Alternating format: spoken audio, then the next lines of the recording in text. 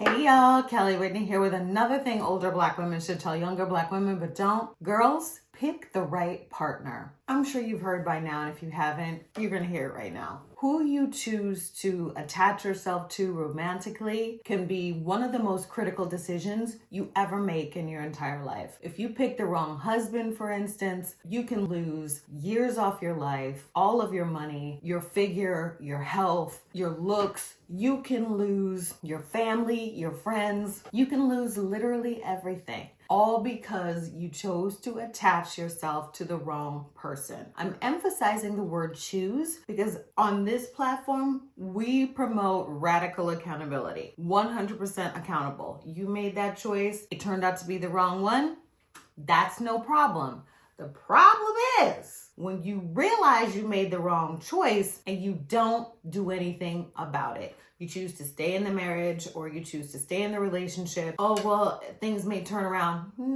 Probably not. Oh, well, he might change. Not if he doesn't want to. All of the excuses you may come up with to stay in that one spot, don't do it. If you see it's not working out, exit stage left. Because you can always go forward, but you can't go back. What happened already happened. Time, once spent, you can never get it back, okay? Most valuable commodity, literally, that you have on earth. Don't squander your time with the wrong partner. Don't stay in the relationship because, oh, well, what will people think and this and that? Who cares what they think? Just get out. And it's not about blaming the person, even though maybe they did the wrong thing. That's not what's important. What's important is you change the course of your life, pull your attention, discipline, focus, everything back to yourself where it should never honestly stray, and move forward. Because staying in the wrong spot because you picked the wrong partner is foolhardy and it's unnecessary suffering that you don't have to deal with. I'm actually not just talking about romantic partners when I say pick the right partner, because you're going to have myriad partners throughout your life. Platonic partners like your best friends, you're going to have business partners potentially, you may have academic partners, you may have family partners. But if they turn out to be the wrong fit, don't be afraid to cut or sever those relationships and move on. It can be scary when you have to exit a relationship with someone who's very close to you. Perhaps they even have a label: sister, mother, brother, business partner, friend for 30 years, whatever the case may be. It's okay to want to leave relationships, even if they're deep relationships. What's important is you recognize the relationship no longer serves you and you make the decision to leave and follow through.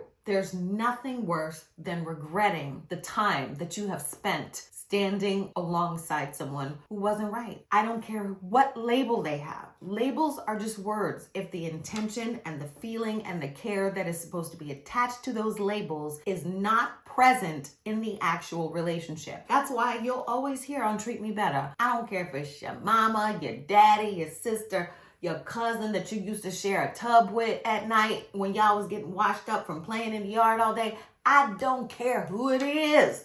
If they ain't right, let them go.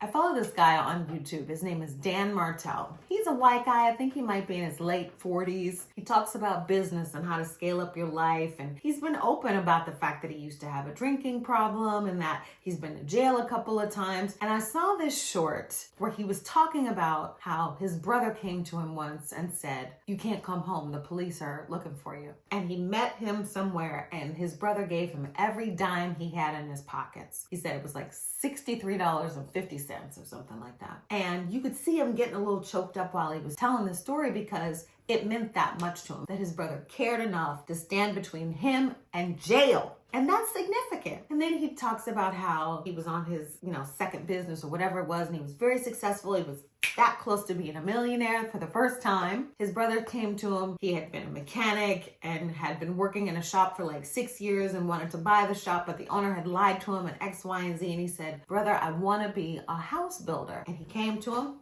gave him every dime he had in his savings account, $173,000, and said, "You don't ever have to pay me back. Just make the right decision." After that, the two of them teamed up. They became partners in the glow up. They read books together and just worked on personal development. And now Boom. That's the kind of partner that you want. And see, people will attach themselves to you for all kinds of reasons. Some of them will see, well, she's a really hard worker. I know she'll work that hard for me too. And they'll manipulate you into giving everything you got. Some people will attach themselves to you because of your connections. They'll say, well, it'll be easier for me to get where I want to go if I leverage her network. You see what I'm saying? Some people will attach themselves to you because of your beauty, knowing that they can either make use of it personally or they can use you to attract other things that will be of use to them. Some people literally know the position that society has put Black women in, and they know if they trigger you, you will fall naturally into that self-sacrificing mode where you give and give and give and expect nothing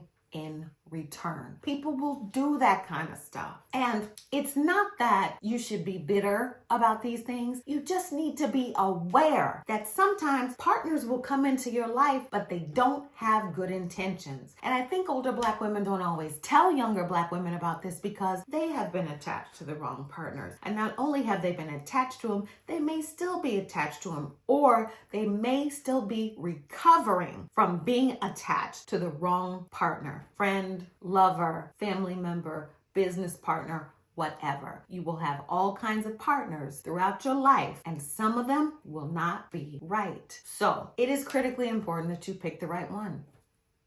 And it's not about what people say. People will say whatever they think you want to hear in order to get what they want. You see what I'm saying? It's about observing people's actions and then reflecting on how they make you feel. If whenever you're around somebody, you feel demotivated, enervated, worn down, agitated, that's not the right relationship or partnership for you. If when you hang around people, you end up doing bad things like maybe breaking the law or drinking or smoking or something that's not good for you physically, financially, spiritually, or otherwise, that's not the right partner for you to have. If your gut tells you, I don't like this person makes me anxious, irritable, whatever the case may be, don't discount your gut. They say your gut is your second brain. Listen to it. That's you trying to get you out of trouble. And dolls, if you find that you're attached to the wrong partner, don't beat yourself up because everybody makes mistakes. But what everybody doesn't do is learn from their mistakes. But that's not going to be you, right?